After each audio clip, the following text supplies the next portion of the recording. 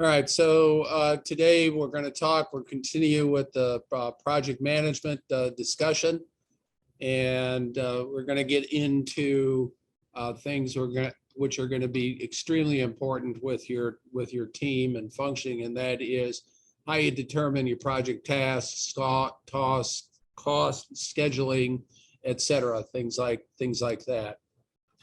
So in your project, you're going to have particular items which are going to determine how you measure your project effort, and that is things like cost, time, or your schedule, and performance.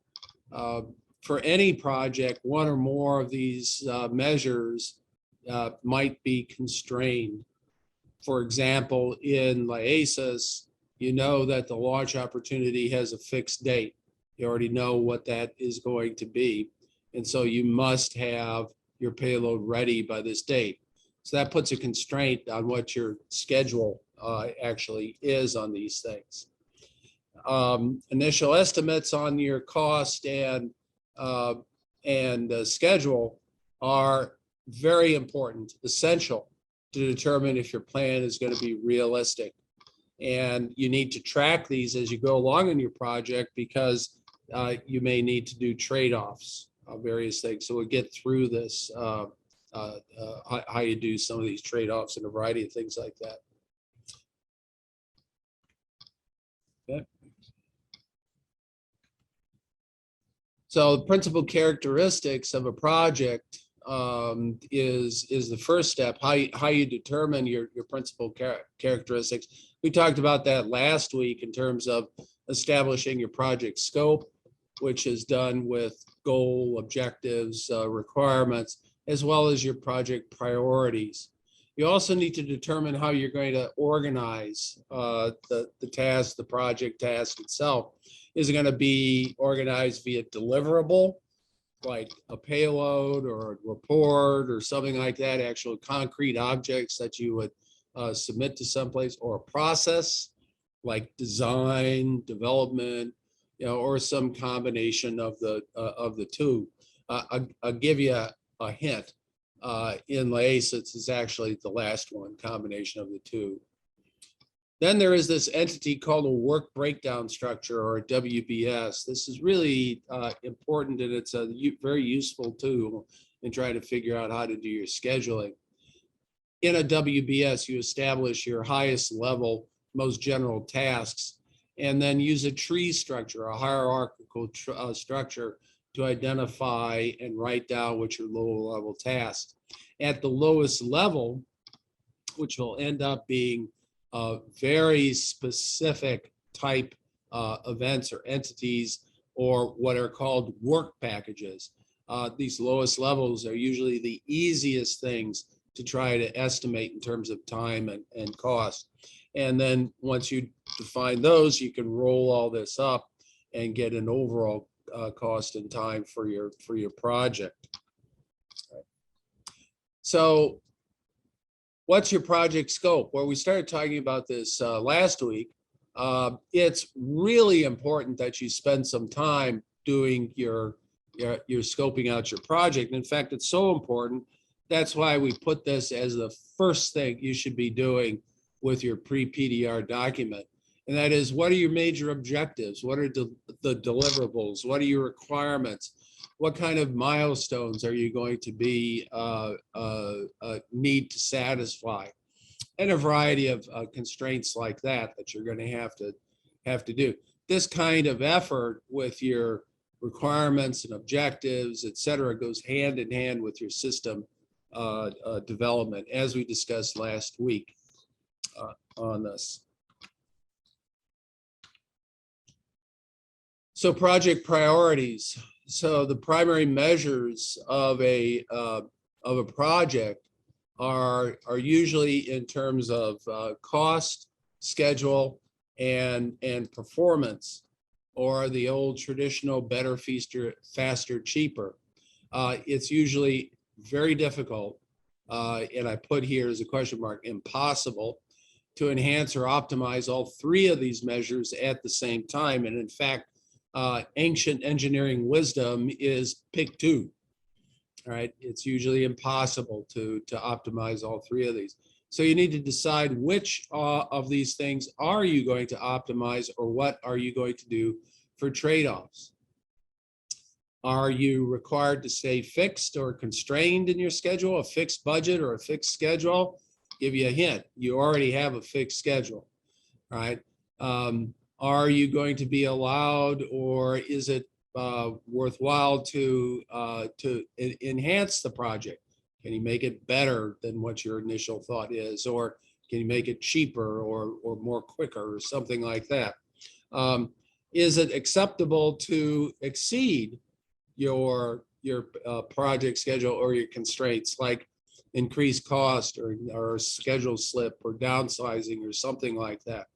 So that not only do you, my point here is that not only do you want to set your scope, but you also want to set what your project priorities and your measures actually are, what flexibility that you have with these constraints, better, faster, cheaper, right? That's another important part for setting your schedules.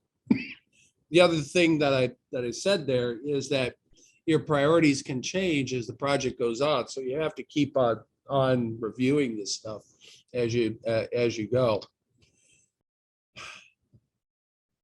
The other point is and we're now talking about things like organizing your project tasks. So are your tasks focused on producing, something tangible, a deliverable, a concrete thing, like building a dam, building a house or something else like that? That would be a concrete deliverable, if you will. And are your tasks subdivided into subdeliverables, and are there further subdeliverables at task packages? So that's what you need to be looking at. How much of this stuff can be run in parallel as you go? If you have a project that has processes or phases, remember the first lecture in this series, we talked about design, development, integration, testing, et cetera. So those are in fact phases. So there is one phase, like for example, in design, which you are in now, that ends up with a document called the preliminary design review document. So that is a deliverable. The PDR is a deliverable, and it ends up after your design, and it's a gate. It allows you to move on to the next phase. So there are things that you need to do. So here, and in fact, many aerospace projects are a combination of these two. You go through phases, A, B, C, D, and E, and you produce reports, and there are gates to let you move through phases, but you also have tangible things that you produce: payloads, instruments, spacecraft, okay, rockets, engines. So there are the deliverables. So most aerospace programs are in fact a combination of this too, both phases and major deliverables. So there's a couple ways to do the WBS, the work breakdown structure. Here's a couple of examples that you can look up as to how you might construct the WBS. One is sort of through NASA, another is through a standard military program, defense contractor type WBS, as you do. With the NASA definition, it's a family tree subdivision of effort to achieve a final result, an end product of some sort. You develop by starting with the end objective that's required, and selectively subdividing it into more manageable components until you get down into the lowest level, like the work packages that you can do. It's generally a hierarchical structure of some sort. And you identify these different phases with that kind of a structure. So why would you want to spend the time and effort to develop a WBS? Well, it's an extremely useful tool. and it is something that you're probably going to have to do. It helps you identify your tasks, your major tasks, your subtasks. It helps you define and think about what is your lowest level units of work, the kinds of things that are done in order to produce the higher level deliverable. It identifies what are the relationships between the tasks, and it increases the probability that every requirement you can account for it some way, shape, or form. You can use a WBS to organize authority, responsibility, project cost, project schedule, and you can use it to track how your project is progressing from task to task, and as a function of time and also as a function of cost. So the WBS serve multiple uses, and it's worthwhile doing. Here's an example, just a simple box. What I mean by hierarchical structure, the most general units are at the highest level. So 1.0 major task A, 2.0 major task B, 3.0 major task C. And then underneath that are your subtasks. So 1.1 subtask A, 1.2 subtask B, both of those would be subtasks under major task A. And then each one of those subtasks maybe have subtasks. So you just keep on adding these numbers. So for example, your lowest level in this diagram is 1.2.1 and 1.2.2. So that's how you do it. Now in most projects, you really don't need to get down below level 4. Many times level 3 is sufficient. Right here, I've got I show down to level 3. So at most, maybe one more subdivision might be needed or might not. Subunits. So each WBS subunit is a deliverable of some sort, a document, a test result, a PC board, or power system, a real-time clock software module, something, whatever it is. It can be either one, either documents or phases or concrete products, concrete deliverables. As I mentioned, the lowest level WBS is called a work package. A work package, once you get down to that level, contains the following. It contains a description of the work to be done, including a time schedule. It also describes the resources that are needed and the cost of that work. And most importantly, it describes the person responsible for assuring the work is completed. So there's the three main things that end up being in a work packages. Almost assuredly, multiple work packages may be needed for each low-level WBS system. Once you go down to these work packages, you've got time, you've got money, you've got people assigned to each one of these work packages. You can then do what's called a roll-up to the higher levels of the WBS and add up all the time, or the cost, or look for conflicts of schedule of people as you go. So that's how you use a WBS to identify how to work. So here's a really good example. Remember, in our system design, we worked with this this balloon payload that supplies 8 CubeSats with power and telemetry and that sort of thing. So this is an example about how the WBS for that may function. So we've got here one particular unit, 1.5.2, the FCU control interface that works all the way down to level 4 in terms of the bits pieces. Now, if I were to ask you, okay, fine, what's the cost of the power system? All right, without any of this further information at the lower levels, you'd find it almost impossible to try to figure that out. But if I were to tell you, okay, fine, what is the time and the cost of establishing control requirements for the FCU control interface of the CubeSat power supply of the power system? You could do that fairly easily. It's probably like a half a day, to think about it and then write it down and that sort of thing. And the same thing with these other levels. This level 4 stuff, the design, control interface, prototype and test design, complete design, implement and test design, those are all work package elements, right? And so once you identify those and roll those up, you get a cost for the FCU control interface. And then once you do the same thing for these other pieces, you can roll those up and get your CubeSat supply, et cetera. Okay, so that's how it works. So how do you develop these estimates? All right. So get your general project definition and your set of tasks. Do a rough cost and time estimate, not necessarily through a WBS, but your best way of estimating what would be the time and the cost of that, assuming your tasks and your project definition. Then develop your detailed WBS and tasks and project estimate, and do your lowest level element cost and time, then roll that up like I just said.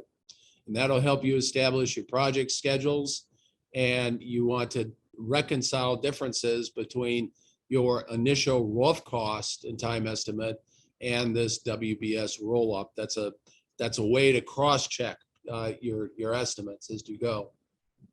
Now, there's a number of things that can screw up or affect your estimating. First of all, have you taken sufficient time to complete your project definition? And have you determined all of your tasks? If not, then you might have some tasks which are undefined or incomplete, and that will affect your scheduling. People do not work at 100% efficiency. There is always going to be a difference between calendar time and effort. So that you have to take into account. There is a project structure. So a dedicated project team will be able to focus on completing the project more effectively because you have people working together. You never, ever, ever want to pad your estimates. People have a tendency to pad an estimate because they don't want to take the time to think the problem through. That's really dangerous because what padding can do is that it can lead to downsizing or problems with your schedule. If you find out, if people pad your schedule on your LACES balloon project and you add all that up and it tells you that, well, you're not going to be completing this for 8 months, then you're going to have to do some serious downsizing or increase of people, right? So you need to, and that's probably completely unnecessary because of people padding. So you don't want to pad the time. You want to do an accurate or as accurate an estimate of your schedules and times and costs as you can. What is acceptable in the culture for your organization? It's not so much a problem here with LACES, but when you get out into work and industry, you'll find different kinds of issues or cultures affecting how you do your estimations. And then there's downtime. There's always going to be things which affect people's ability to work. So vacations, holidays, something breaks and you got to wait for it to be repaired. Almost inevitably, you're going to have some exams between now and the end of the semester. Taking those exams and also preparing for those exams is going to be time out of this program. So there's going to be this kind of you have to take that into account, those kinds of things. There's a number of standard ways for estimating costs and schedules. So for example, scaling. So this is basically taking a project and known time and costs and et cetera from a previous project, and just scaling it up or scaling it down. So NASA is notorious at this by using spacecraft weight to estimate the total cost. Just basically, what's the total weight of the spacecraft? Oh, okay. Well, using our formula here, it should be the total cost should be this, and that is to some extent fine, as long as you don't have a lot of inert weight, that the sort of density in the spacecraft or the project is roughly the same as the one that you're scaling for. So so you can do a scaling, a ratio.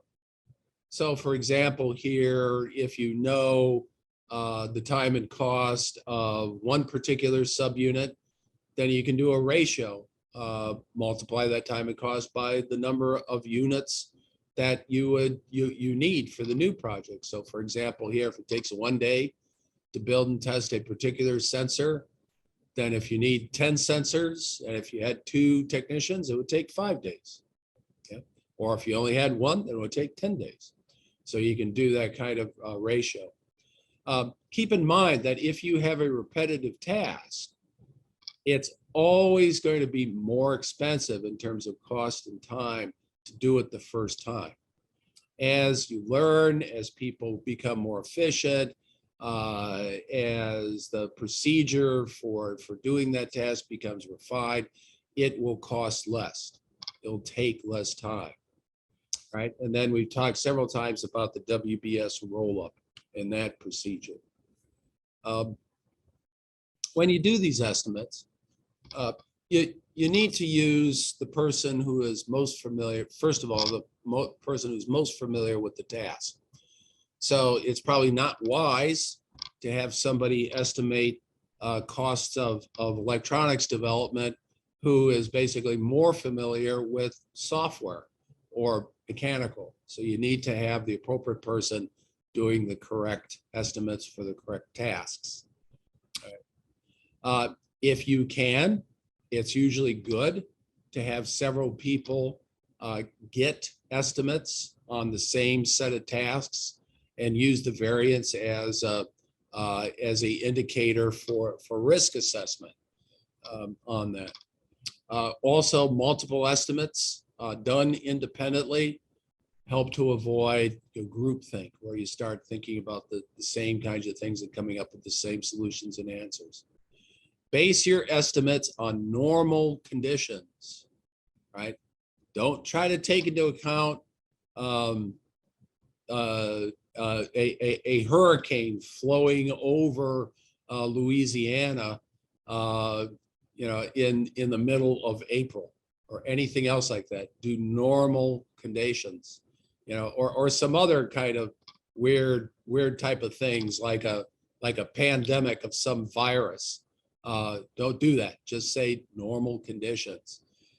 The abnormal stuff we'll talk about later. I forget what it is, with risk management. Things like hurricanes, pandemics, etc. Those are risks that you then have to manage and or possibly mitigate. Use consistent units. Decide that you're going to be using imperial units or metric units or whatever it is, and keep that. Everybody doing estimates should do the same thing. You should not include contingencies in the work package. That goes the same way as the padding. Contingencies go into risk assessment later on. It's a separate entity. That's where you do your abnormal conditions and contingencies to dealing with those contingencies. So here is an example WBS cost and time roll up. So we go back to that example here, and you see here's our lowest level work packages, right? And established requirements: half a day, $20. Design control interface, 1.5 days. The control interface is relatively simple, $50. right? Prototype and test design, 5 days. I mean, a simple device, 5 days, $300, that's not unreasonable. Complete design, 2 days. Implement and test design. So you see here that at this lower level, these lowest levels are sufficiently tiny, if you will, that you can get your head around exactly what needs to be done, right? Then you add these things up. So you've got 5, 10, 12, 13, 14. So all total, you add these things up, that's 14 days. So your FCU control interface is 14 days, would take 14 days for a person. And you add up all your numbers and it's 970. Well, you do that for all of the different subsystems underneath the CubeSat supply. Then you add up those and you get 45 days, okay? So notice another thing here. This is all assuming one person doing it sequentially and the cost. So that's why you get the 45 days, right? Once you add up all of these things, then you can come up with the total for the power system, 155 days, 756, and then add everything up and you can get the total cost and times and of the full project. So that's how you work one of these things.